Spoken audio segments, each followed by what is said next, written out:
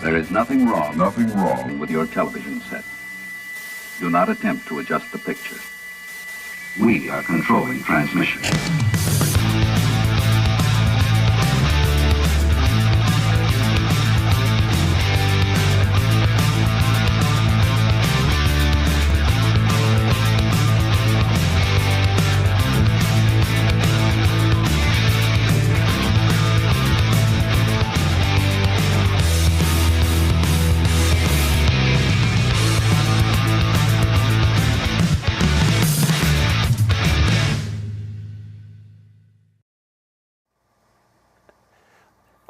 All right. Here we are.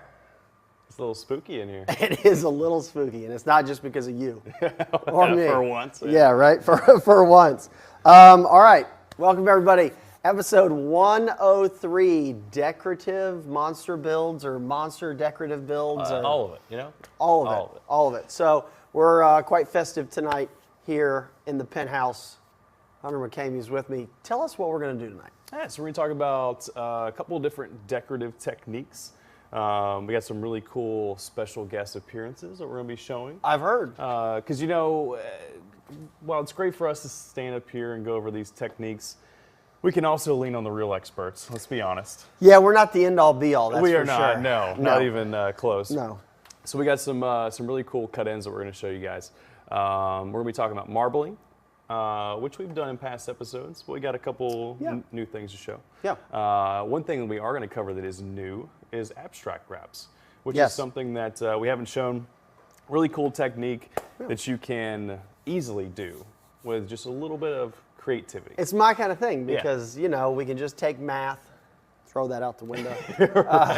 Take some of the other things, you know, some thinking, and just lean on your creativity, which that works for me. Yeah. I'm all about that. Have fun with it. Yeah, for sure. And then towards the end of the show, we're going to bring in a couple of completed rods as examples to show some of these techniques that we cover, and maybe even a little bit more, especially around maybe the Halloween theme. We got a couple of rods I think we can show. Oh, do we? Yeah, maybe, Fantastic. Maybe. I like it. All right, so we had an advanced seminar this past weekend, right? Advanced rod building. So that's kind of where this show is like a continuation of that a little bit. We are going to have a couple special guests on the show tonight that were featured on the advanced seminar. So what was it, 3 days, 2 days? Yes, started on Friday. Yep. I think they had some seminars in the afternoon on Friday, and then it continued all through the weekend, Saturday and Sunday. Yep, everybody had a good time, little eat, little drink, little rod building stuff. So we will have guest cut-ins tonight from Stephanie and Mary. And they're going to kind of show bits and pieces of what they did during the advanced rod building seminar weekend. So that will give y'all at home that were unable to make it kind of a little taste, a little, not a preview, but, you know, if you were here, you would have gotten the full effect, and that might give you a little bit of, you know, hey, we should go next time. Definitely. You know, because there was so much more than just these two things. But because Stephanie does some really cool marbling stuff, and of course Mary does a lot of cool threadwork stuff, we decided that we would go ahead and wrap that into the show, not only to, you know, feature them, but also talk about what they were showing off during the advanced hand wrapping thing. So. But we do have some housekeeping. We do. We have some new products to go over. These are going to be American Tackle reel seats. And if we can get a little bit of a zoom over here, I'm going to show a couple of these up close. We're going to start with a couple additions to the Arrow spinning reel seats. Who, if you built a few rods or are familiar with some of our offerings here, the Arrow name has been around for a long time under the American Tackle extraordinarily family popular. of products. Yeah, Very, very popular. So the first one we have here, I'm actually going to show these side by side because we have not only the Arrow 2, this is a size 16. We also have an exposed version. So this is the Arrow 2 in the exposed version that you're going to need a corresponding RSI reel seat insert to go along with. Cool. But what's really unique about, two unique things about these new Arrow 2 reel seats. For one, you'll notice at the end of this point here is kind of a cutoff, as opposed to the previous version had a more of a elongated point that comes out. Okay. The reason it's cut off now is actually to allow a wider range of reels to fit this reel seat. So you'll notice the locking nut here, which is actually also the number 2 update of this. Okay. This reel seat hood is what you'll see common on other G2 American Tackle reel seats. Okay. So we got an upgraded hood, and also with this, the point of this reel seat kind of cut off, we're allowed to now lock this nut down a little bit closer to the pocket of where your reel foot is going to go. And again, that's going to allow for a wider range of reels to fit this reel seat. So that's the Aero 2 and the standard, and also, like I mentioned, the exposed version, which will allow you to put an insert inside the tube of the reel seat, or the barrel of the reel seat, and you can add, your favorite 1K, 3K, matte 3K, and even Bushido finish insert. So pretty cool there. Or if you're good enough, you can make your own. You could also do that. Moving on, we have some additions to the, these are going to be the PTRS reel seats. Let me check my sheet here, make sure I got that part number. I'm still learning these as well, so we got to make sure we... Because these are all new on the site right now. Yeah, exactly. So these are going to be, these are the PTRS seats, which these are already exist, but these are new sizes, right? Okay. So we have an 18 and a size 20, new sizes for that offering. These are great casting reel seats. We have the kind of a similar hood style as the last ones we showed. But if you're looking for a little more of a unique kind of, casting reel seat, these are great additions in the additional sizes. I like the look. It look beefy. Yeah, definitely. And they have the cool AT stamp on the body, as well as the hoods. Sweet. So, little details definitely matter. Gives it a Absolutely. better look. Moving on. Because we also have all of these items listed. The banner was just up there. So we do have all of these items that we're going to use on the show tonight listed there. So don't go anywhere yet. But when you go to shop, that's the link for them. Exactly. So. Now we also have, these are brand new reel seats, I believe. These are P seats. So these have kind of the longer trigger, kind of known as either like a cradle, a palm cradle reel seat. Has many different names. So if you're looking for, maybe these would work great on maybe like, heavy freshwater, musky rods, available at 18 and a 20. Give you a little more grab in that trigger area. So if you're looking for a little bit heavier duty casting reel seat, these fit the bill. Love it. Yep. You got some locking nuts over there too, right? I do. Last but not least, and maybe, in my opinion at least, one of the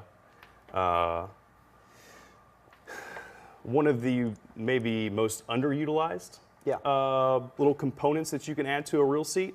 These are going to be hard to get on camera, so I'm just going to go one at a time. Let's go with the 16 first. So this is in the matte black color. This is an aluminum locking nut for your reel seat.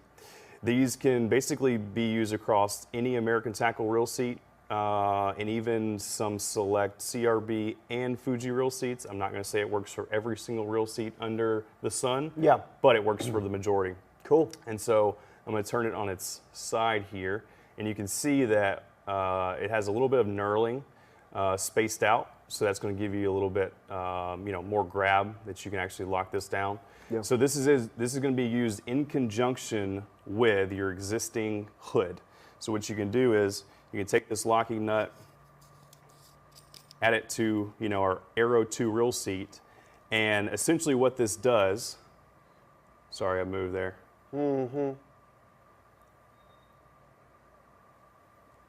Camera's kind of spooky this evening. Yeah, sorry about that. That was my fault.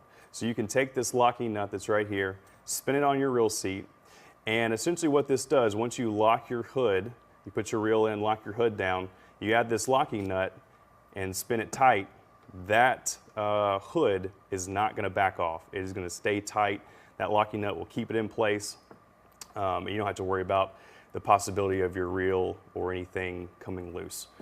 So size 16 up to size 20, matte black, black, and silver color options. Sweet. I mean, it looks sharp, and I have actually started going that route as well because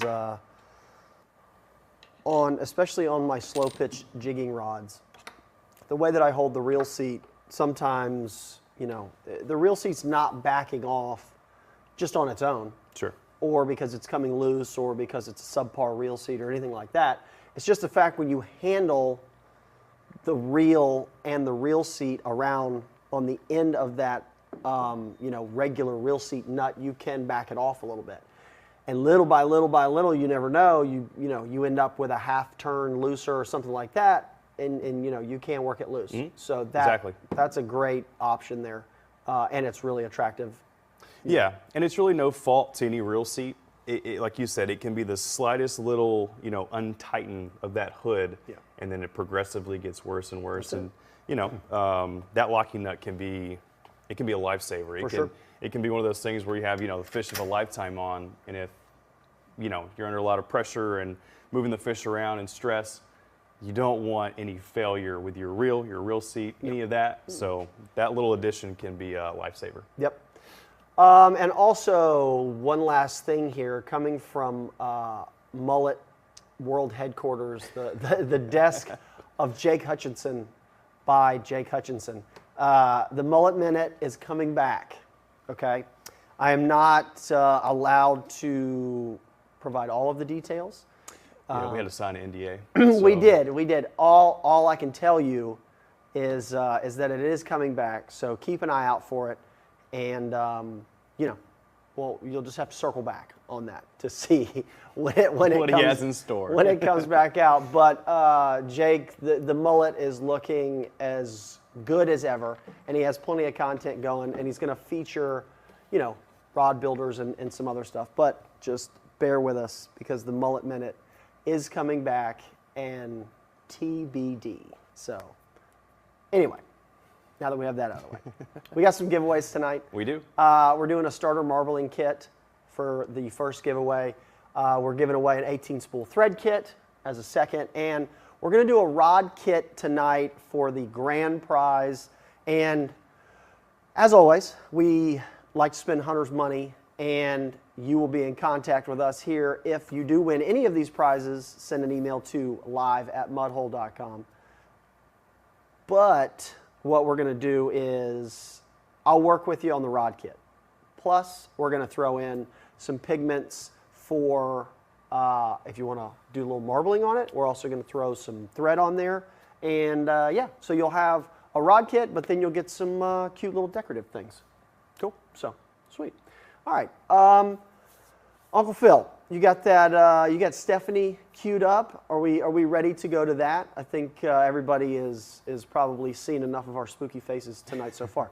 So we have a Miss Stephanie Adderhold coming in. She has some really killer marbling stuff going on. She presented this here at Rod Building World Headquarters for the advanced seminar, and we were lucky enough to kind of get her up here in the penthouse, and she's going to really show us what she can do. And then when we come back, we've got one or two little tricks up our sleeves as well that we will add on to this. So, Uncle Phil, let's cue it up, and let's see what Miss Stephanie has to show us here. Hey, what's up? My name is Stephanie Bennett Adderhold, and my company is Baitslinger Custom Rods. And today I'm going to show you guys how to marble and how to keep your epoxies from over mixing. So basically, I start off with a thread base, and that helps me to control the epoxy so that it doesn't overmix.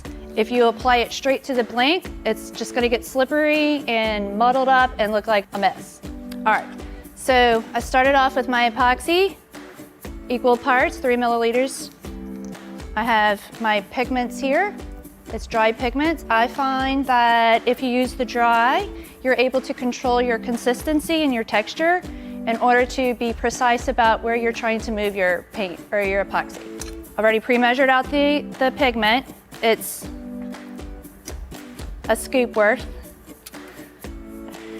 And I'm gonna go ahead and I'll pour out kind of equal parts on my little cups here, although my main base is gonna be white, so I'm gonna have more white than anything. And I do use the high build because I find that the thicker, the better. Although with the high build, it does set quicker, so you gotta work pretty fast. And because it's Halloween time, we're gonna go ahead and do some Halloween colors. So I go ahead and I mix evenly so that I don't create a bunch of bubbles in my pigment here. Kind of like swiping the edge of the little cuppy. Okay, so basically what I've done is I've mixed my epoxy with my pigments and I'm ready to put it to the rod. Here's a tip. So whatever your dominant color is, in this situation, we're gonna use white. So I'll always put my base layer of thread as the dominant color. So, and you don't wanna spin it too fast or it will bulk up. And I use the spatula. I find with the spatula, it helps to put it on a little more evenly than a paintbrush. All right, so you don't want this layer too thick because then once you start adding the colors to it, it'll overmix. So what I do is I just go back and forth on it, kind of wiping off the excess. So here's the base layer, and what you want to do, you want to take a good little look at it and make sure that you don't have little bumps or bubbles or pieces of the pigment that didn't mix properly with the epoxy. You just kind of want to go through and pop those little bubbles. Okay, so when I first pre-measure out my epoxy, I want to make sure I always leave a little bit. That way, if I need any kind of extra to add to my already existing epoxies, I got it. So we have our base layer of thread, base layer of white or shimmery white because it's Halloween. We're gonna put a little Halloween theme on it. And we're gonna start with black and my pick. And basically what I do is I put like a little drop on it. And I kind of eyeball the middle on where I wanna start. And I just start. You don't want to dig the pick. You just kind of want to let the paint kind of graze across the top. If you dig the pick into the thread, it'll leave like a valley or a crevice or something that ain't good. So what I'm doing is I'm just pretty much eyeballing to create vertical lines that are going to turn into something awesome. I always try to steady my hand over the top of my other hand to allow better control. All right, I'm gonna stop it. And you can see how it doesn't go all the way around. So what you wanna do is you kinda wanna slow it down and go by hand, pull a little extra on it, and start your rotation where it needs the paint or the epoxy. And it'll carry it through. All right, so now we're gonna add a little color in there, a little orange, just to make it exciting, spice it up a bit. Bam.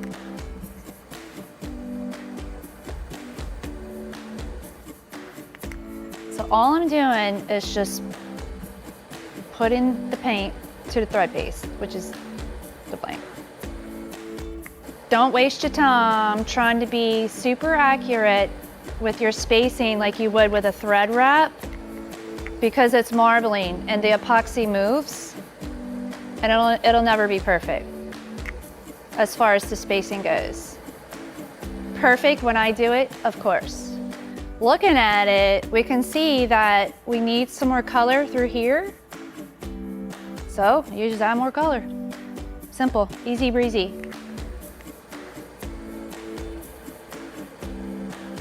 And how I move it, see how I'm kind of barely touching it and if I'm kind of spreading the orange to the right? Just by barely touching. You don't want to scrape it, you just want to move the top layer of epoxy. And I'm getting it as close to that black line without touching it and leaving just enough white to prevent overmixing. Okay, so we have all of our color down.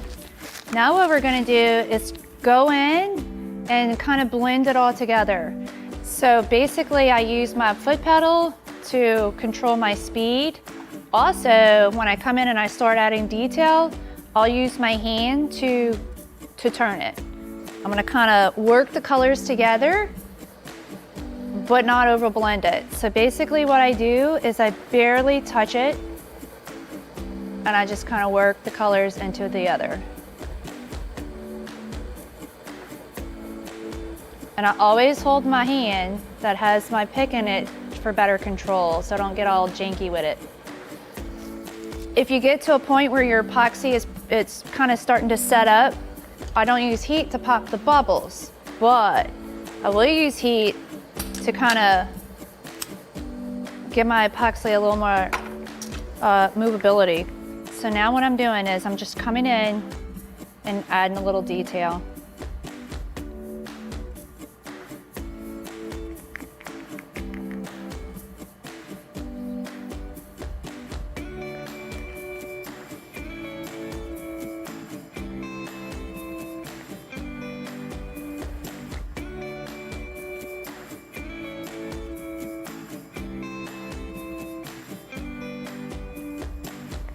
So basically what I'm doing is I'm layering the epoxy, the different colors, in order to create what I call a burst.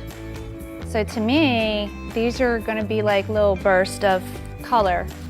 But in this application, we're gonna call them spiders because it's Halloween and we're doing a little Halloween thing. So all that heat does is pretty much just melts it so that I'm able to have a little bit more workability to it. And you always want to have contrasting colors so it looks vibrant, shows up.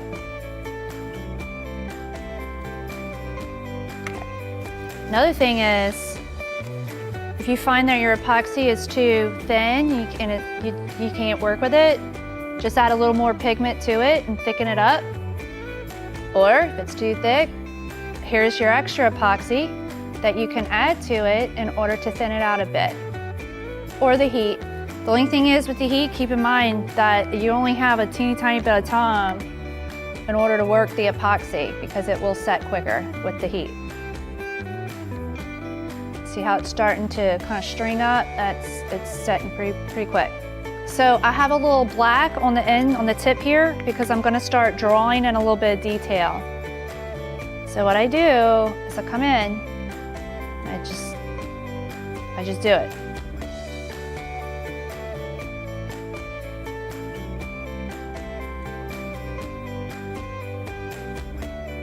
And you always want to keep it moving so that it doesn't start to run.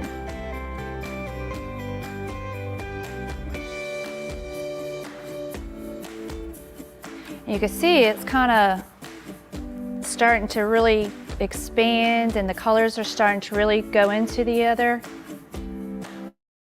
Whatever you feel, you just do it. Like you're your own artist, do your own thing. Whatever you think looks good, get on it, do it. So basically, after I get it all marbled and everything's cured and dried, good at least 24 hours to make sure it's good and dry, because if you try to go and add thread over the top of it, the thread's gonna sink down into it and it'll create like a little valley or a crevice and you can't pack your threads super tight and make them beautiful. So let it cure, let it dry, come back, trim it with some fancy trim bands, and you're good to go. Now, keep in mind that after you do the trim bands, you wanna come across the top of it with, I'd say 2 layers of epoxy, in order to level it all out and to make it beautiful. And that's it. That's the basics of marbling.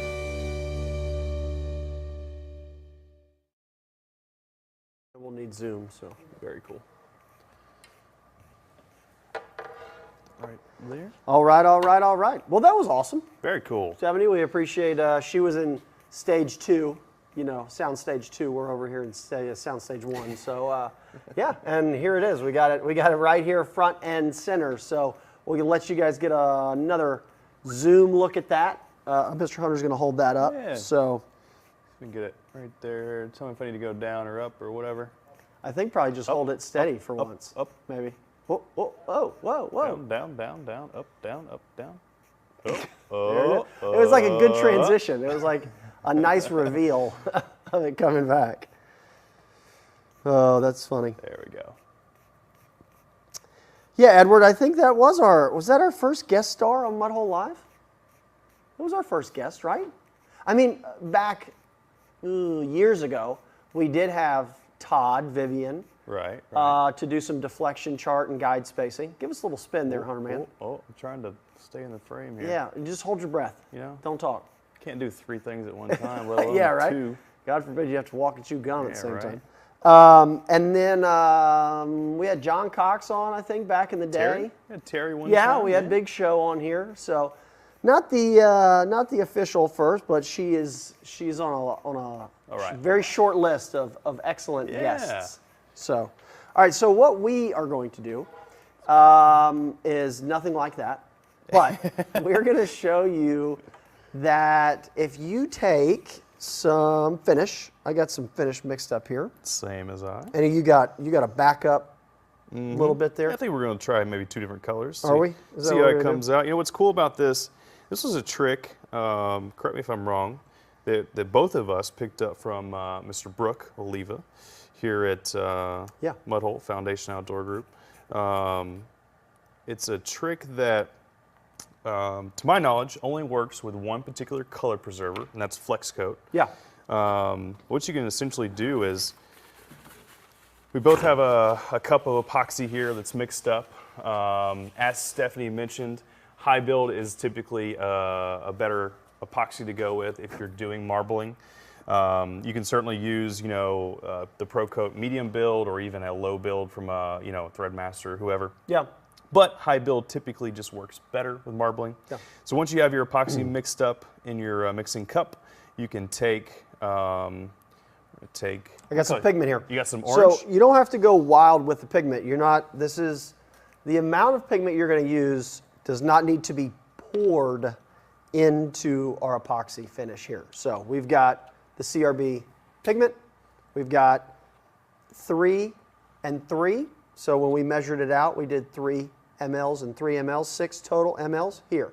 So what I'm going to do is I'm going to show you how much I get out. I usually put the stirrer 1/4 to 1/2 inch or so into the pigment.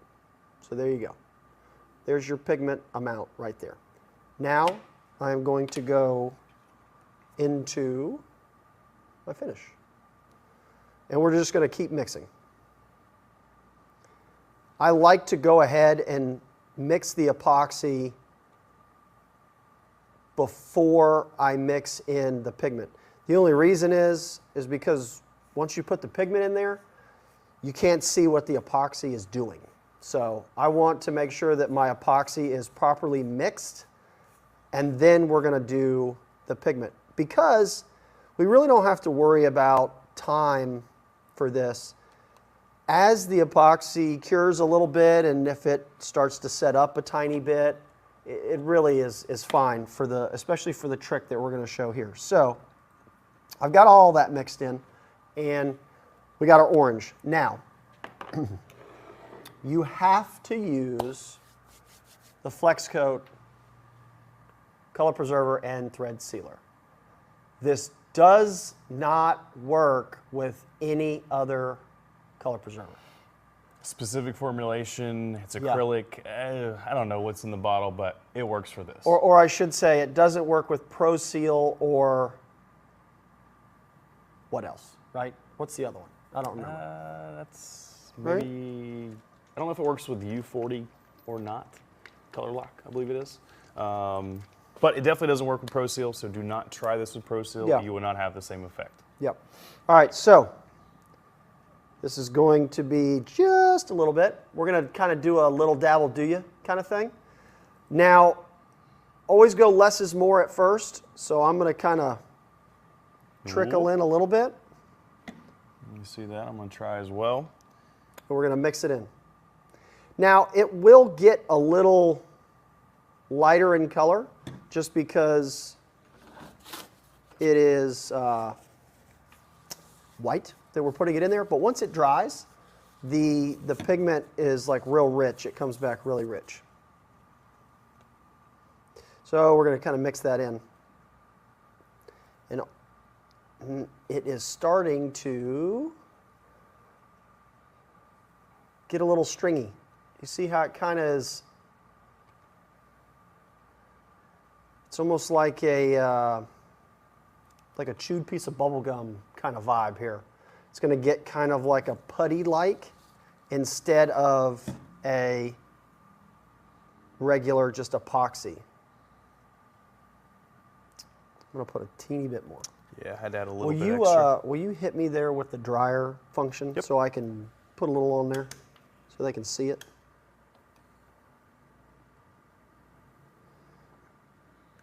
So we're doing just a little more.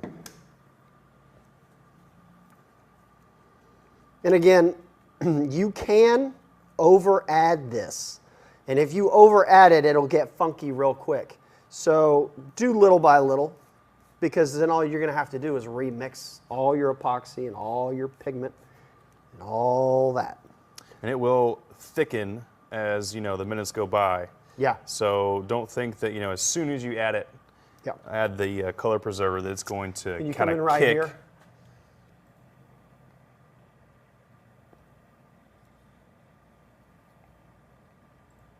I think I actually added a little too much. Uh-huh. But still, Actually, you're okay. It's workable. All right, right there. So now you can add this like right into some finish. Are you ready to rock? Yeah. I don't know if I'm quite. I'm gonna give it a shot. I think I got the right consistency here. Hang on, mine's just about there.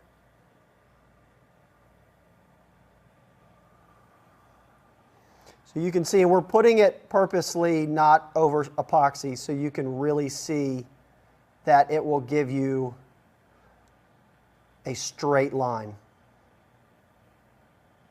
or a hard line. I actually tend to turn my dryer at me, but you can kind of see here what this is doing. See? Did I flip it? Oh, no, you got to do the motor. Oh yeah, you're right. Yep, I wouldn't worry about it. There you go. Okay. Okay, cool. So when you do it at you, I can have a little bit more control and put a little bit finer line. How's your watt over there doing? Looking pretty good. Yeah. And you can really you can control this because it is almost kind of tacky, if you will. And you can see it also is like staying in one place. It's not running all over the place. So. And then now, Hunter, if you want to throw in some. Yeah, and you can see, let's see if that shows up. Nope, got to come up here. Hank says, basically the same thing as marbling mud. It's something like that. Well, can Hank, see you mine got is- me there, man. That's, I think that might be the first time I've ever seen some white mud. But You can see mine is probably a little bit over. I think I added too much, but well, now you can see we have to do the what not to do, right? yeah. But when you mix it up, you can actually, as you pull it out, you can kind of spin it, and then get the, width that you're looking for, and then try your best. Yeah, there you go. You can go right over that orange. It's not like mine is all that great looking. We're just showing like That's the what it point, looks right? like. Yeah, right?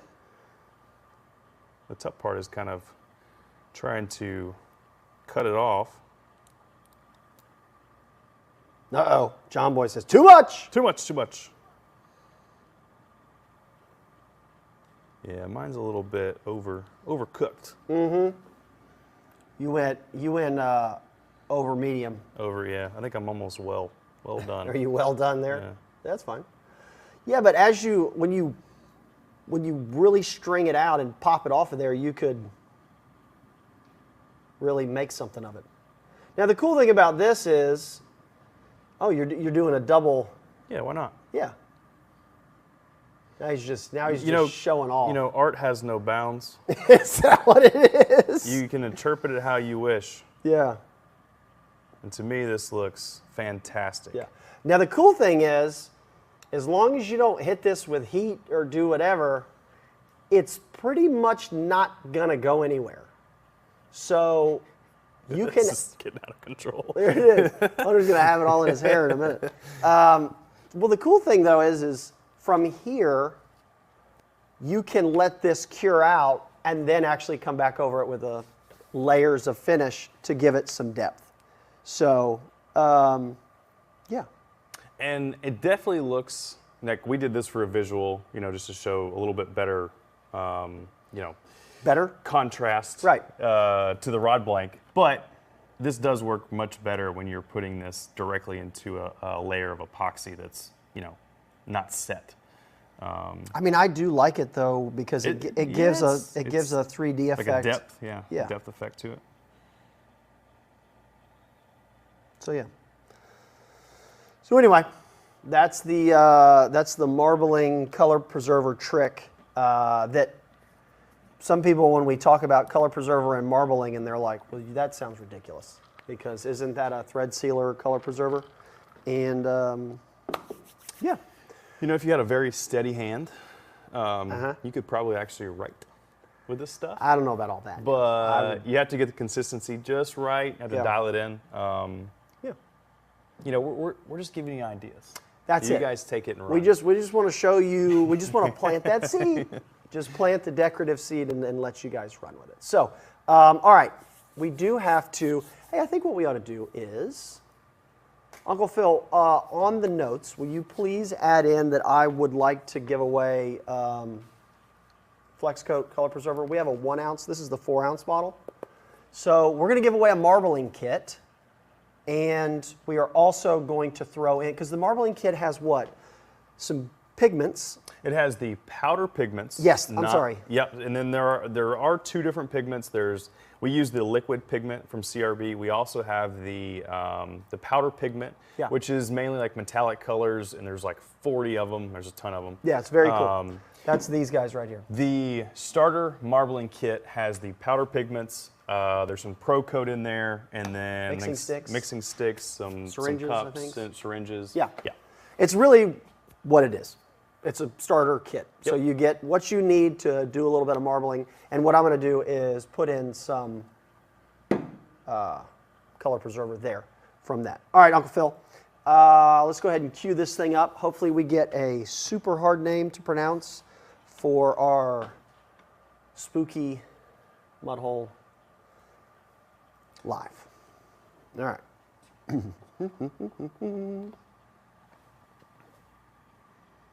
We got Ricky Cerrito. Sounds easy, huh? Cerrito? Yeah. Ricky Cerrito coming out of Cerrito. Facebook. That's All right. awesome. And one from Facebook. Remember, live at mudhole.com. That's how you claim your prize, Mr. Ricky. And we'll get you that starter marbling kit and a Flex Coat color preserver in the 1 ounce size headed your way. All right. Moving on. Yes. Let's go from pigments and finish and marbling over to thread. Yep. Time to get some thread out and make a big mess. Yep. So abstract wraps. Do we have one over there that we could Did she leave one? show real quick before we get into the cut in? No? Mary Christie. Well, anyway, if you're not familiar with what abstract wraps are, hence the name abstract. Yeah. Pretty self-explanatory. For sure. It looks a lot like that, Yeah. but with thread. With thread. Instead of. And much better. Yeah, right? She does a much cleaner and better job than that. Yep. So here's Mary. She's going to go over abstract wraps, and we'll be back soon. Sweet. All right, Miss Mary, take it away. Hi, my name is Mary Christie. I'm the owner of the Decorative Studio, and I build all sorts of rods. My favorite kind is themed, and I love to do decorative wraps, but one of the most simple wraps is the abstract wrap, and I would really like to show you how to do this today.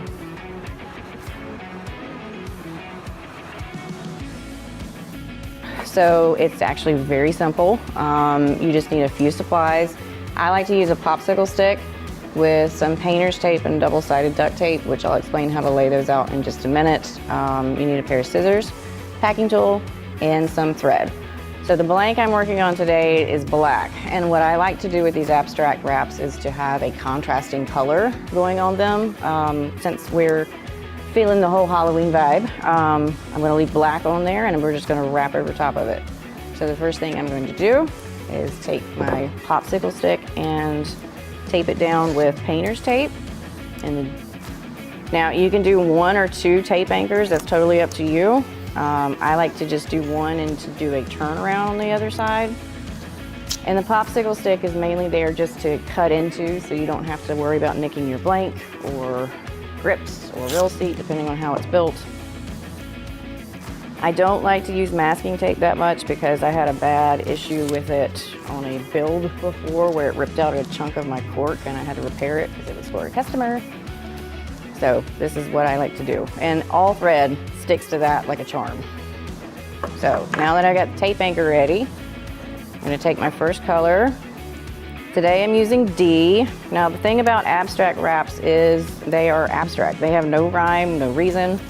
We are just going to pull it at different angles, different turns, and we're gonna just kind of go up the blank. And then at the turnaround down here, because I don't have a tape anchor, I'm gonna wrap it 2 or 3, 4 or 5 times and then pull it back down. And then I'm gonna pull at a different angle. And then I've got this random pattern forming. Now what I like to do is to do 5 passes of each color. Roughly. Basically making a chevron, but it's so tiny because it's only 5 passes, you really don't see the actual chevron form. And once you finish the 5 passes, you'll go back and pack it before you move on to your next color. And the abstract wraps can have as many colors as you want. They can have as few colors as you want. You can do 1 pass if you want to. 10 passes is totally up to you. There literally is no rhyme or reason to this wrap.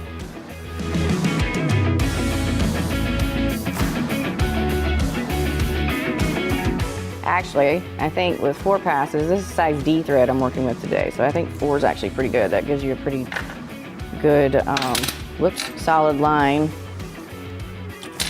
And then you're gonna take your packing tool and basically just kind of make sure everything is touching, which I need to put my glasses on for that. Now, if they move off of what you were trying to, like where you first put the thread, doesn't matter. You're just literally cinching these up so they're nice and pretty. So you may push them down, you may push them forward. You know, the only thing you want to be aware of, especially when you don't have a base wrap under it, and this one's straight to the blank, is make sure you don't slide it back because then you'll lose the whole thing. If you wrap a base layer of thread, it will kind of dig into that bottom layer and kind of hold a little bit better, but it is also kind of a little bit more of a pain to pack. And you're gonna follow that line all the way to your tape anchor side, or if you did like I did, the turnaround. I'm not gonna worry about that one because I don't wanna mess with pulling those threads away.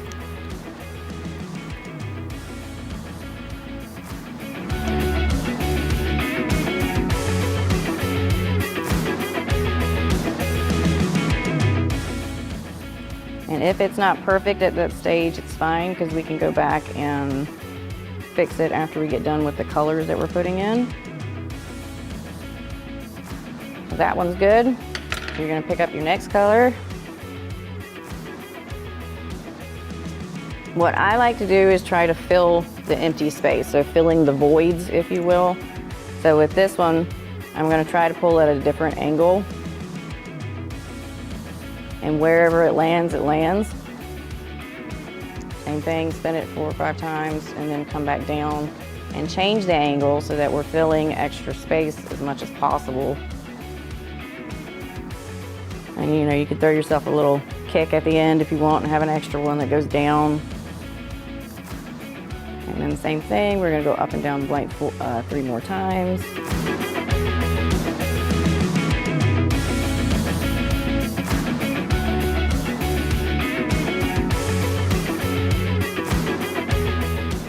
Another thing, don't cross the threads because then it's going to look kind of junky. Same thing with, you know, any wrap, tie off any of that stuff. We just want to make sure it's clean.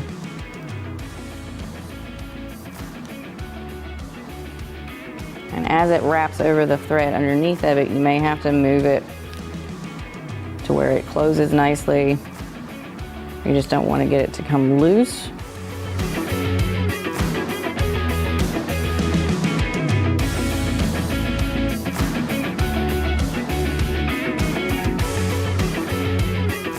Happy with that one, and move on to your next one.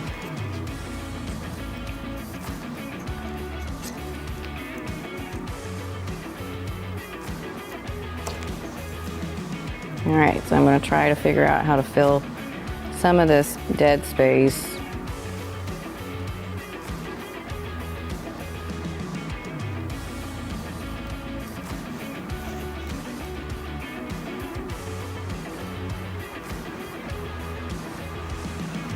I want to go.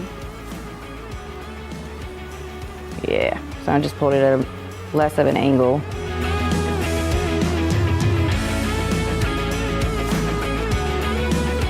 And you can use this technique for full wraps. You can use it on guide wraps, tie-offs. It's kind of limitless with what you want to do. And you would treat it the exact same way that you would a regular wrap, or you would tie. Then you have this cool little funky design. And you didn't take a ton of time doing it, but it still has got a lot of character.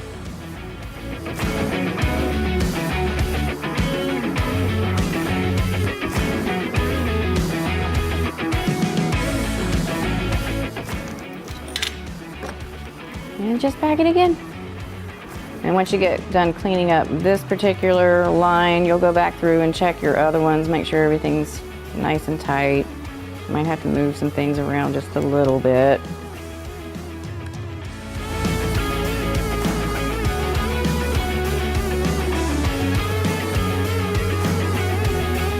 And that's basically how to do the abstract wrap.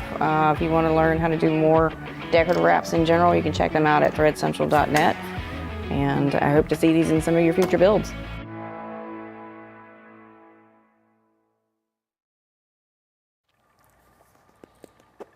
All right, here we're back. We switched places on you. And Mary, that was awesome. Thank you very much. Absolutely. That was very cool. So, abstract thread wraps. You can leave most of the brain power behind, and then all you have to worry about is, like she said, making some passes and filling in the spaces and packing it. Exactly. In and done. Makes it look so easy. Yep, for sure.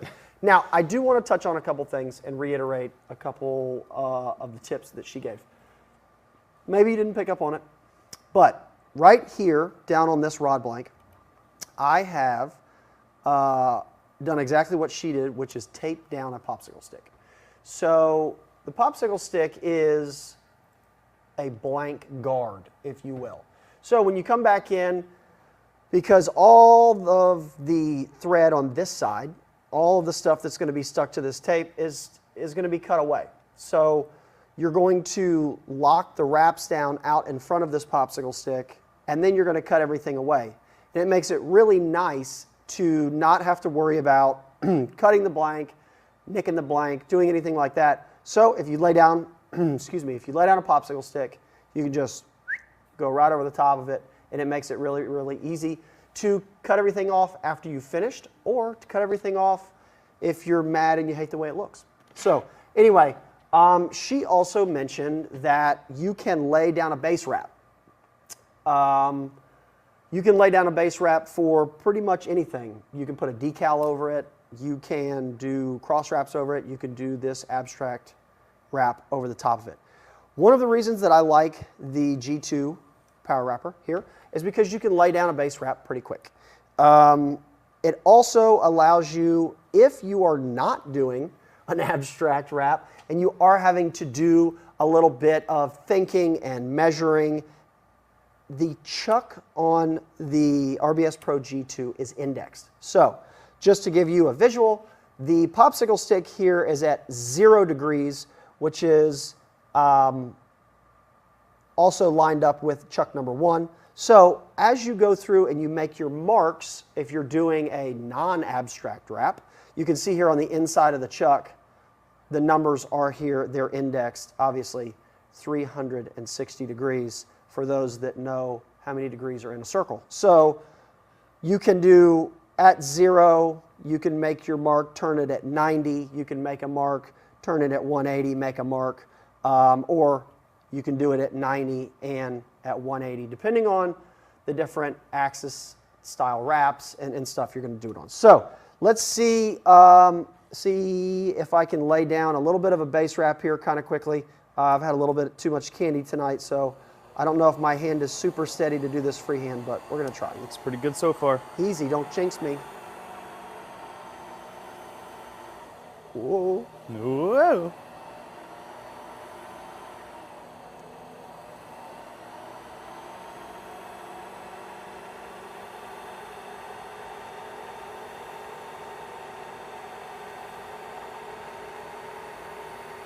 Got a little hairy once or twice. And the good news is we can varnish that. Now, I can also just take this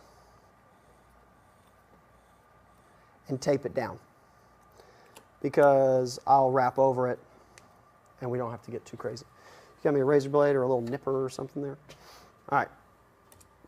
So we got that. So we have our orange. And I do really like using this probe set because it's metal, it's extraordinarily smooth, it helps me flatten all this out, and I can just also turn the pick on its side if I really want to like move and pick something or pack something or something like that. I know I'm always impressed at Mary because she has built-in thread burnishing fingernails, which I currently don't have. But, so Mary's just cheating is really all that it boils down to.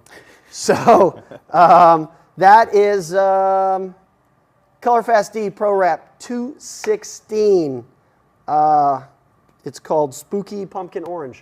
It's really not. We just named it. Yeah, it's really not, but you get the gist there. So, as she did, this is another great feature of the Pro G2. It's very easy to turn by hand. You can slide the belt off if you really want to get loose with it, or you can leave the belt on, and it's incredibly easy to wrap with or without the belt on here. And as she did, you don't necessarily have to put tape on the other end down there.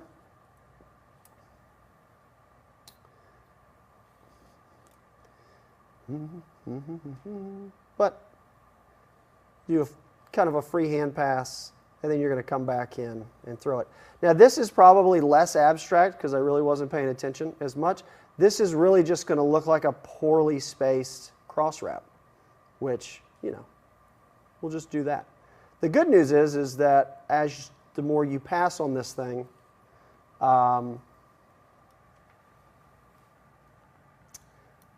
hey, there it is. This isn't live, is it? Yeah, I know, right? See, that's why I should have put some tape down because I am not nearly as good as she is at putting this down.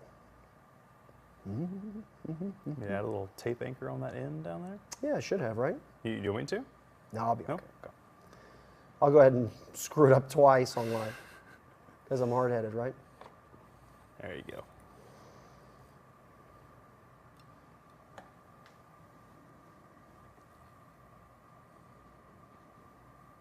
But I really, when I saw her do this the first time, I was like, this is cool because I don't have to like really think too much about all this. Do we have any white thread, Hunter Man? White thread. Let me see. I just can't remember if we did or not. Now the other cool thing is there are so many options. What did I do there? There are so many options in the Pro Wrap family, from the braids, because I think there's some braid in there. Isn't there a braid card in there, Uncle Phil? Mm-hmm. So if you want to put braid, it's a really, really cool metallic braid that goes in there. I was just going to do white because it'll like, anytime you do like a white, black alternating kind of thing, it really like jumps out. Are people harassing me, honey? You know, a little bit. You know, Wes, who is Mary's husband, chimed in. He said, you know, she has classes to fix that if you're interested. So Yeah, all right, good. I know, I guess they should have been here for the advanced deal, right? That would have made sense. Okay, we have that. So we didn't find any white, huh? That doesn't matter. You know what I'm actually going to do? This is glow thread. Has anybody used the glow thread? Have you used this glow thread? it's been a long time since I used it. It sounds like a no to me. if you No, wanna be I honest. used it once upon a time. Did you? When we were testing it, right? Exactly. Exactly. So I'll use the glow thread to kind of highlight the black. You know what's cool about the glow thread is, you know, it's not just a white thread that glows. You can actually get this glow thread in certain colors, and they're sort of muted. You know, they're not the brightest colors, but even if you're not looking for that glow effect, they still have some sort of color that can, you know, go along with maybe your color scheme you're after. So Yeah, right?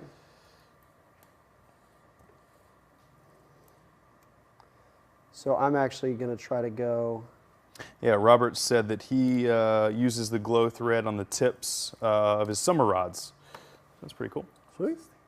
I know they use it on. But I Sweet. really like gray. All right, perfect. It'll look white on camera. We'll just bump the exposure, right, Uncle Phil?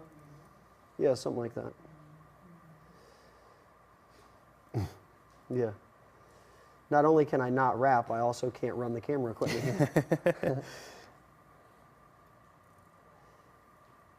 All right. I know I don't want Hot Pockets getting cold, but I'm at least going to close this in.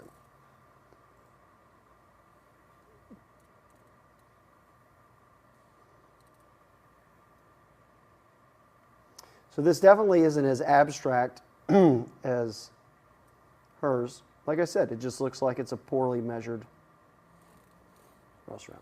Looks like my normal thread wraps that I do I was going to usually. say, that's why I can do it blindfolded, because it's just super easy. So anyway, you kind of get the drift there. But the cool thing is you can come in and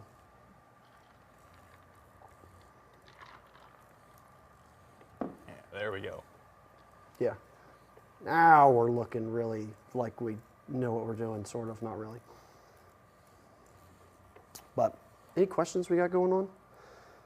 A lot of comments about the glow thread. A lot of comments about why did you let Chris do this online? No, actually, all good stuff. People chiming in with good comments about how they use glow thread. That's cool. I know the ice guys really get after it. A lot of the don't guys, they? most people, it seems like they're using it, you know, towards the tip of the rod, even, you know, maybe a wrap on the tip top itself. Yeah. Obviously, ice rods are very popular, so you can detect those bites. But Yep. even people that maybe are fishing at night during the summertime or low light conditions, Yeah. yeah, glow thread's the deal. Or you just had too many Jim Beams in your ice shack. Sure. And yeah, right. little bit of I've heard, A little bit of a visual aid. Yeah, for sure.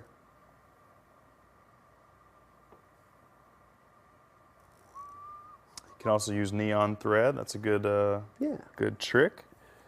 Yeah, as bright as that, what is it, 552, the neon green? Yeah. It's almost, it That'll- glows by itself. Yeah, right? That'll light you up for sure.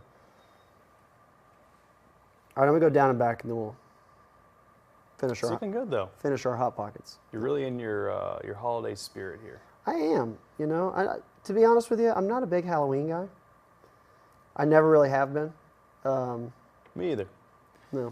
And I like candy, I was but well, I mean, the candy's great, but yeah.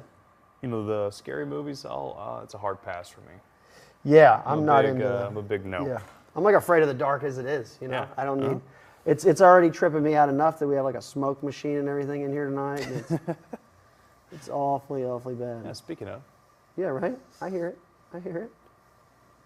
The guys did an absolute killer job with the set. Yes, they did. That is for sure. So, let's see, what did you use here? What? I don't know. 0902. Looks like maybe the green. green color of the glow wrap. All right. And if you have your thread pick or your probe or whatever, you can slide it around, and it does kind of grab the thread on the underside pretty good. Now, as we also have talked about with tiger wraps,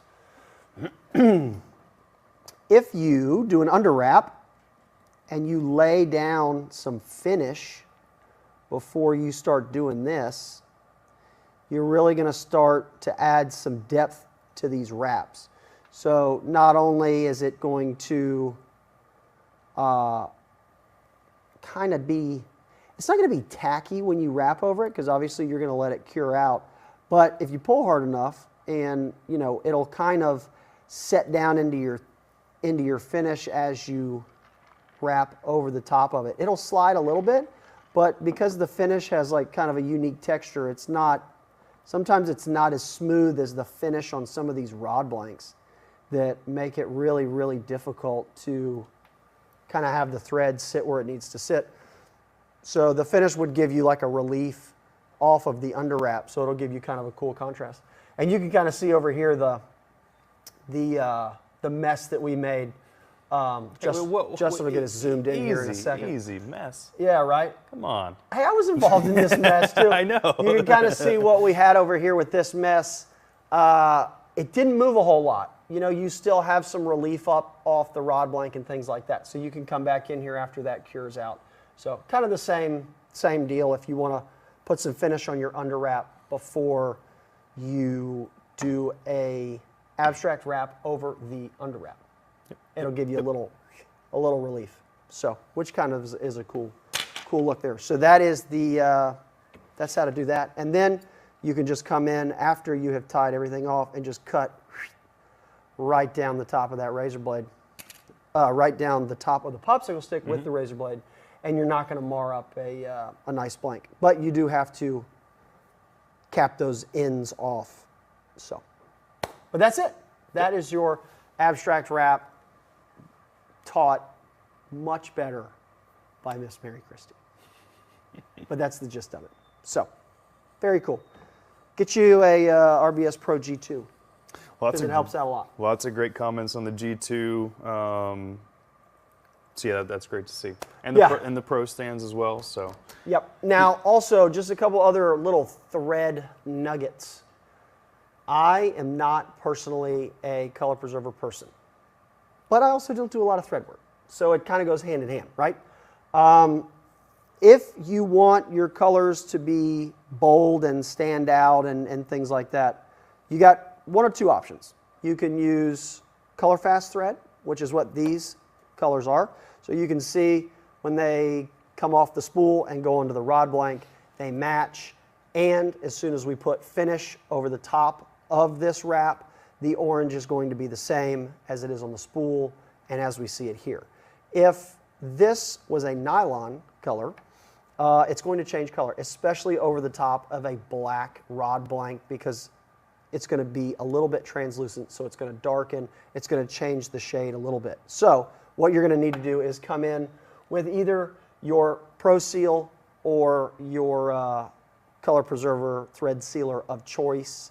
Pro Seal works really, really good. Of course, we got the Flex Coat that we used earlier. You're going to want to coat that if you are using a nylon, or if you are using this manufacturer of thread, which is Madeira.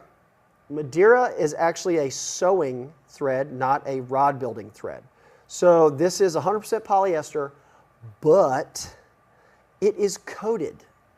The reason it is coated is it's coated so that it flies through a sewing machine smoother than a non-coated thread. The issue is, at times, when you put finish over the top of Madeira directly without a color preserver, you can get weird things that happen with your finish. Some people call it fish eyes. Some people call it whatever, right? I call it a fish eye. But you can have issues.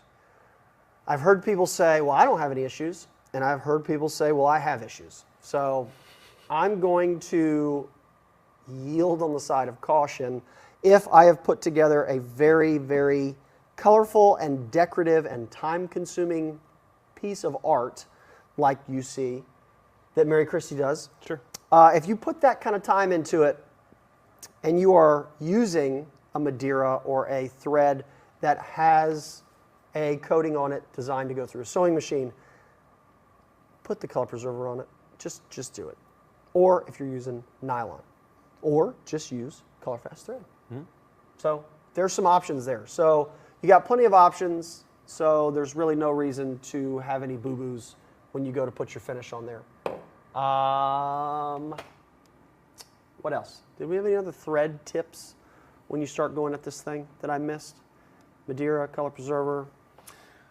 Not that I can think of. We No? covered most of it. I mean, you are a thread art expert. Yeah, right, yeah. Yeah. With I don't black think I've thread on a black ever rod been called blank. that Yeah, before. right, Yeah. exactly. I did want to go back to this for just a second. Okay. Because Let's- obviously. well, let me take back Yeah, control. go here. ahead. Go I'll ahead. let you talk. Get on to your that. side over there. All right. Yeah. You can obviously leave this as is, right? And it, to some people, not me. Some people, Not me. this looks like a mess. But you can take this and manipulate this with your thread probe. You can come in here and move these around and Yeah. create some effects. Like I'll show you an effect here. Okay. Yeah, let's use that one. That's a good example. It's a little smoke. I'm gonna come. Let's do this. Go this way. So you can create cool effects like this. It's a little smoke on the water, if you will. Of course, we got some white, some black, some gray, and this, if you are looking for an effect like this, you're gonna have to use quite a bit of pigment. Yeah. Fill in this entire area, kind of like Mary did in the, or Stephanie did in the marbling video. You can do your lines side by side by side, but obviously you're going to have to, leave no spaces at all, and you can. This probably took some time to knock out, but a really cool effect at the end. You can pair this with the variegated thread. Very cool. That's awesome. Yeah. Sweet. This is a really good tip here coming from Miss Mary. Look for broken blanks. Try small PVC. Wood tends to grab the thread in my experience. That's exactly right. If you don't get a dowel that's like super duper smooth, it can be a little bit more of a pain to wrap on. And don't be afraid to cut the wraps off if you're just practicing anyway. So one piece of scrap blank, you can really get after it. I mean, I've seen Mary cut things off that I think any one of us would be proud to have on our rod. And she's like, nope, I hate it. I'm cutting it off. So, that's dedication. Yeah, that is dedication. It is. For sure. All right, so let's give away some thread so that you guys could practice on this stuff as well. Uncle Phil, we're going to queue up a 18 spool thread kit, huh?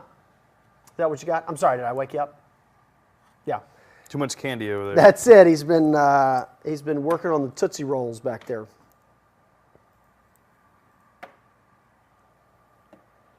All right, who we got? All right. Easy name, hard name. What's it going to be? Be Mary. Nope. Mike Welter out of YouTube. Sweet. All right. Mike Welter, live at mudhole.com. And we'll get this 18 spool thread kit headed your way. All right. There's a couple other little odds and ends we were going to show off here to give y'all some, kind of thoughts. Start working. This is kind of a cool deal here because I wanted to mention this is a cross wrap, got a little diamond pattern in it.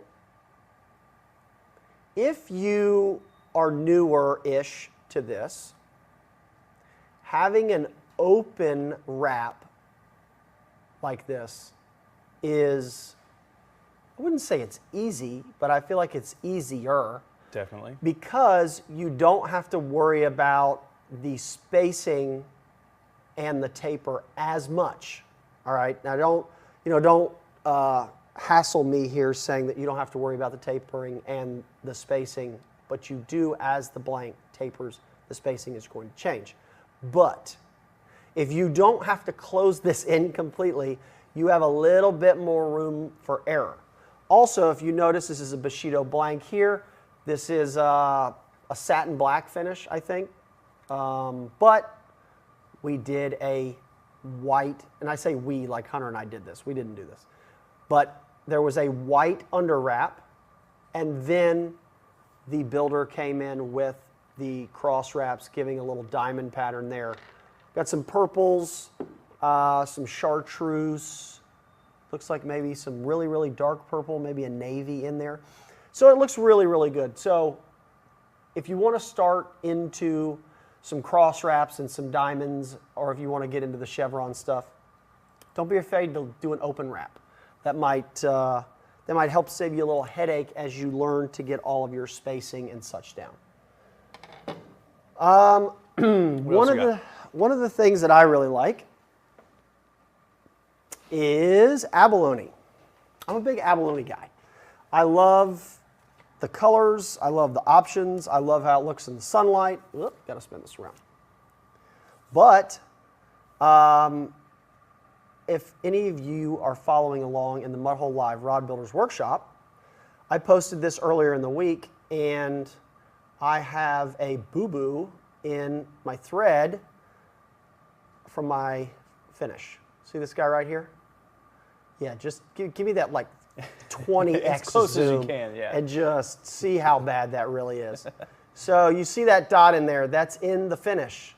So if you remember the post that I put up, this is the, hey, I should have used the CRB drying tent when I was drying this at the house, and I didn't. So guess what? I have a booger in my wrap. So what that's going to cause me to do is cut it out, because there's enough finish. There's multiple coats of finish on this. I'll be able to cut that out and salvage it. But it's just extra work that I really didn't want to do. Outside of that, I've got the abalone here. This is the green heart color. I've got a spacer in here. I have 2 thinner bands, and I am just cutting these with a CRB pack of razor blades and the metal ruler, because I can pinch that ruler down to those and cut really, really sharp. I also have some nice mirror chrome decals on here. I know that the decals are hard to show up in the light. Oh, if I go down a little, hang on, stand by. Whoop. You can kind of see it there. That one says in the bag. That's mirror chrome. This is on an FP885. Hello. Sorry about that. We're giving you guys a little bit of like a Blair Witch kind of vibe here. So, and then as you pan over, you see I got a sailfish, mirror chrome sailfish in there as well. So this is for a pitch rod, bump trolling, and this is on the blue metallic. So, yeah, I'm a big abalone person. So this is just a little bit of abalone in some different, sometimes you just see like big swatches of abalone, but I tried to go in and do trim bands. There's a little bit of metallic thread inlay there that you saw that had the booger in it. So real quick, I don't think we showed this, marbling under the guide foot. So a little smoke on the water under the double-footed guide. So remember, you can do all of these decorative things we talked about tonight, you can do as an under wrap as well. So you could put a piece of abalone under there, you could do thread under there, or you could do marbling under there. So, yep. What else we got, Hunter Man? I'm gonna bring this one in. I think this is a pretty cool build. Did you do this one? I don't think so. No? I think that was Pork Chop when he was here. Ben? This is pretty cool. What would you call this? Maybe a candy cane or some Yeah, kind maybe of... a little barber pole vibe. Yeah. Similar to the abstract, but obviously more of a, a filled-in wrap. Yeah, just no crosses. No crosses, but a really cool look, especially if you compare the color combination with your guide wraps. I do like this. Cindy McKay threw in there trim bands for slot sizes. I'm assuming that you're talking about like a redfish slot measurement or a snook slot measurement or something like that. So, yep. There's really That did kind of look like a skull, didn't it? Yeah. Yeah, did you see that? I Yeah, saw that too. yeah, very cool. This one's super easy to do. You know, obviously you're just kind of you're mimicking the same width of wraps, but you know that all comes down to just how many single threads. You Kind of get lost in it, like Yeah. with your mind and your, you know, it's just just kind sit of here and let it spin all day long. just kind of a cool, kind of a cool vibe too. Oh yeah, give me that. Oh, you got another one? That's oh, it. And nice. in the true theme of Halloween, I don't know if do you guys remember the Beetlejuice rod that we did. We had a CRB seat here. I did the signature black and white alternating for the EVA grips for obviously to show off his suit. We picked the green from the worm. This is this rod we took to Boston and actually caught stripers up in the harbor. We went up there. And so, yeah, we had a little green, little purple trim band here. And the guys in the custom decal shop, you got to see this one. Get in here, give me that 10x zoom in here. So, for the Beetlejuice, for the worm, we even got that guy. Hang on, I'm gonna try to stand it up. Whoop. Stay right there, stay right there. I'm coming back, I'm coming back. I'm in the lights, I'm in the lights. Whoop. There it is. Sweet. Cool. You almost like, I guess we forget when we're trying to play with an 8-foot rod blank in here that we've got overheads and stuff. And then, you know, we took the green and the purple all on out. But that was the Beetlejuice rod. There's a little bit, I think there's even some blood on it here. Anyway. Yeah. So there it is. Some kind of decorative stuff that maybe you don't see on a regular basis. Cool. Get those gears turning, those creative juices flowing. Yeah, absolutely. Get some, get some candy in you, maybe a cocktail, and start to get you a pumpkin spiced beer or whatever they call it, and So anyway, Well, all right. I think that's. I think we need to get some questions. Yeah, answered. yeah, because we haven't answered any questions tonight. I mean, we've touched on it a little bit, but let's.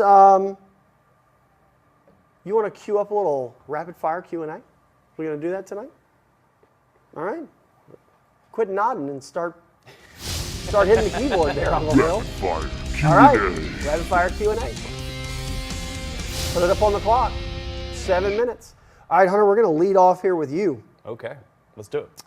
Can you put a ULH on that Arrow 2? So you can, and we will have the ULH version coming soon. I'm not seeing a timer. We got a timer on there? Uh-oh. You know, actually... There it is. All right. Now that we've officially started, I'm going to retract my statement. Okay. The ULH version is coming soon, maybe 2 to 3, 4 weeks. Do not try to put a ULH hood on this Arrow 2 reel seat because the thread lengths will be actually too long. Wait for the ULH version to come into stock and buy that one. Yep. Sorry, I didn't put that up. That was the question. Mark, I'm sorry. Yes. Can you put a ULH on that Arrow 2? All right. Thank you, Hunter. How about this? Do y'all have something that tells you what a 16, an 18, or a 20 means on the reel seat?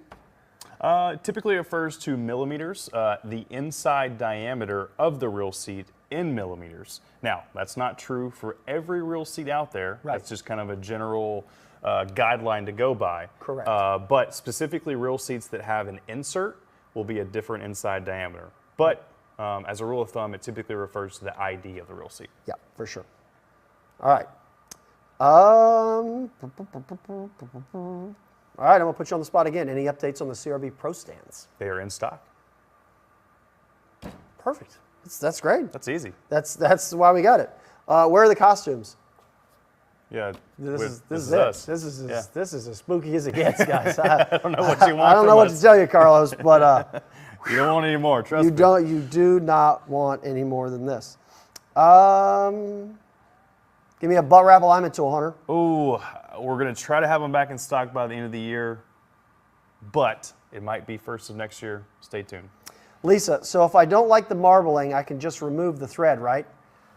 I think we're talking about two different things here. So marbling is going to be pigment and finish.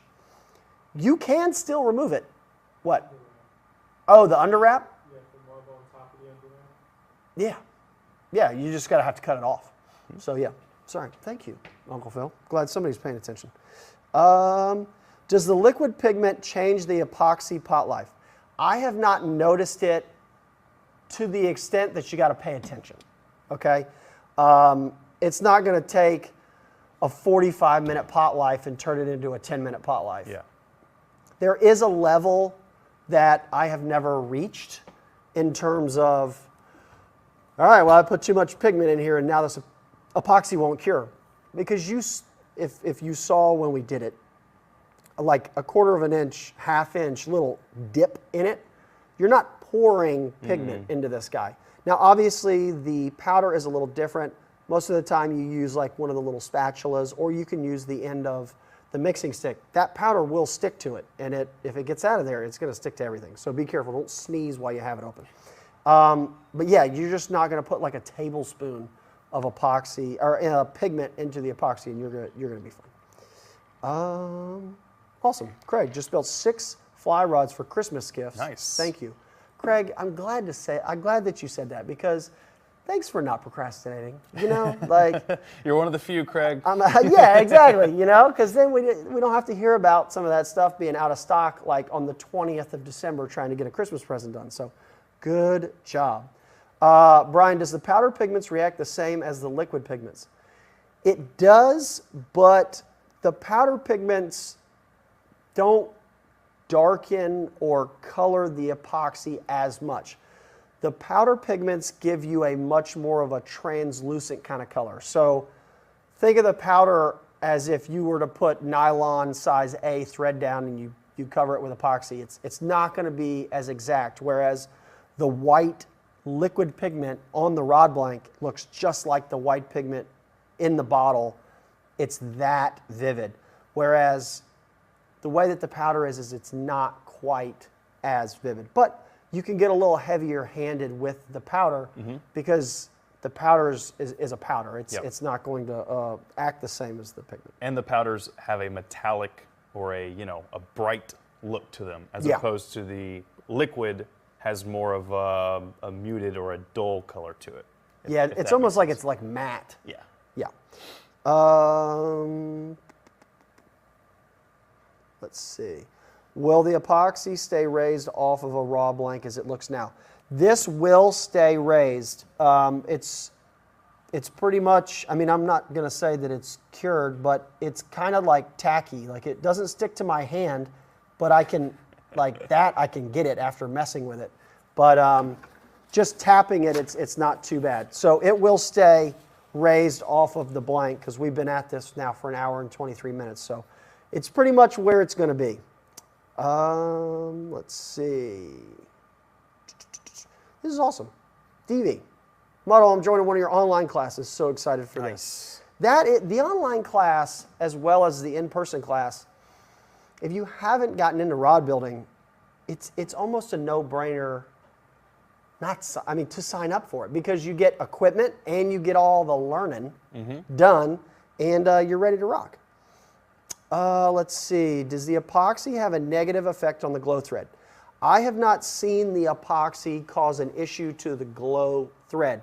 The epoxy, although it has like a little bit of a UV inhibitor in it, it doesn't keep the glow thread from glowing.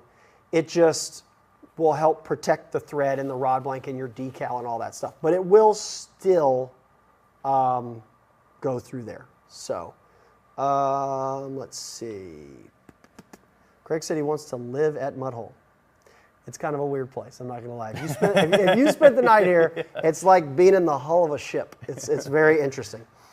All right, Mary, I'm going to give you this one. She's talking to Craig Lee. Join the Facebook group, the Southern Rod Builders. So when we're done here tonight, run over there to the Southern Rod Builders. She does live videos once a month as well. But you're not allowed to take away from our viewership, Mary. Promise. But we all do need to show up for your live shows. That's awesome. And Stephanie, thank you so much for coming here, not only for the event, but for live here tonight. So we appreciate you being here, answering questions, and being a part of this as well. Teresa, is there a certain underwear size thread you prefer? I think that's a personal question. I think that's where we're going to leave it today. Yikes. That's it. In all seriousness, though, the under wrap thread does matter. Okay, so the under wrap thread needs to be the smaller size thread. If you're going to do an under wrap A and not put finish on it, you need to do A on the bottom and size D on the top so that the size D does not cut into the size A or separate in between. Yep. If you put size D thread down like I did tonight and then tried to wrap on top of it with A, it's going to separate it and cut in between, or just put you a layer of finish on there and you don't have to worry about what size. But yeah, Teresa, that's under wrap thread. Thank you for that question. Anyway, all right, so an hour and 26 minutes into this thing, 400 viewers, a lot of people in here tonight. Oh, Teresa jumped in there and she's under wrap. Oh, under wrap, sorry. Yeah. Wrong show. Yeah, right. That's the wrong show. Yeah. That's tomorrow night. Starts at midnight. Yeah. Anyway, so thank you guys, everybody, very much for joining in. It was really, really cool to have our guests on here. Absolutely. The real experts. The real experts. Before we get out of here, we got to give away that rod kit. So, Uncle Phil, cue it up. And we're gonna give one more away here. Now, remember, if Mudhole or Hunter or Mary or whoever wins, we're gonna throw in a gift card. Nope. Nicholas. Oh. Just go for it. I want to say Myers. I was gonna say Mayers. Mayers? I think you're probably Myers? right. Mayers? I don't Myers? know. Nicholas, give us a pronunciation when you send an email to live@mudhole.com to win that rod kit. So we'll go through and we'll kind of, Nicholas, let me know what you do. Do you ice fish? Do you bass fish? Do you want a spinning rod? Do you want a casting rod? Let me know. We're not gonna, we're not gonna break the bank on it because, Hunter's got the holidays coming up. Right, yeah. But we conserve. We definitely want to get you something that you're going to use, including some decorative items as well. So, again, huge thanks to Miss Mary Christie and Miss Stephanie Bennett Adderhold. We appreciate y'all not only coming to Rod Building World Headquarters here at Mudhole, but also participating in the advanced seminars and taking time out of your day to come up here to the penthouse and showcase your tips and tricks and all of that stuff to have on the show tonight for the 400 plus viewers that we had. I think everybody got to learn a lot. Yep. And for being in the chat as well. I saw both of their names pop up so many times. That's very helpful. Questions. We love to see that. We love that because we don't, with y'all being the true experts, we want to make sure it's coming from the real experts. Of course, we had Steve in the building tonight helping out. Tom was here. Tom, great having you in the building as well. And of course, Uncle Phil, I'll go ahead and single you out now first because we had Uncle Phil and we had Justin that did all the editing of the videos and shooting and doing all that stuff to make sure that our cut-ins were seamless and all of that stuff. So, congrats, you guys. We appreciate it very much. And of course, Birdman was in the building. Doing tons of cool graphics, helping answer questions and putting things up. Cool Man is always a big help with all the Cool Man graphics that we get going on. And of course, the mullet was in here running around eating salad and getting some content and whatnot. The best part is we order chicken wings or Hot Pockets or something like that. He gets a salad, but then he's always in there eating our chicken wings. So anyway, we see what you're doing, Jake. We see what you're doing. You better be working on that mullet minute and give us a recommendation for a salad dressing. That's what we need. So anyway, thank you guys very much for watching tonight. Of course, my left-hand man here, Hunter McCamey. As always, I am Chris Adams. Thank you guys very much for watching the Monster Decorative Builds. What do we forget? We got our next show topic. We can't leave them Yeah, I know. hanging. I was gonna filter I thought it. you were But go ahead. signing off, No, I mean I wasn't. So next show topic is going to be November. Hard to believe we're going to be in November. for the next show. Crazy. But we're going to be doing a Q&A. Yes. Q&A episode. So bring all the Q's. All the questions. Yes, bring all the Q's and we will have some of the A's. So that's what we should do. So anyway, thank you, Hunter. We appreciate that. What would I do without my left hand? Yeah, that's what I'm here for. All right, so we need to go finish up our chicken nuggets before Jake gets them all. But anyway, yeah, exactly, Chris, that's a wrap. Thank you guys very much. Episode 103 for Monster Decorative Builds will be coming to you in November. I don't remember the date. What's the date? 21st? Maybe? You'll see it here on the graphic. So on the 21st for Q&A. We'll see you guys in November at 6:30 Eastern from the penthouse here. Thanks, everybody. The building's on fire. Appreciate y'all watching. It's getting real spooky in here.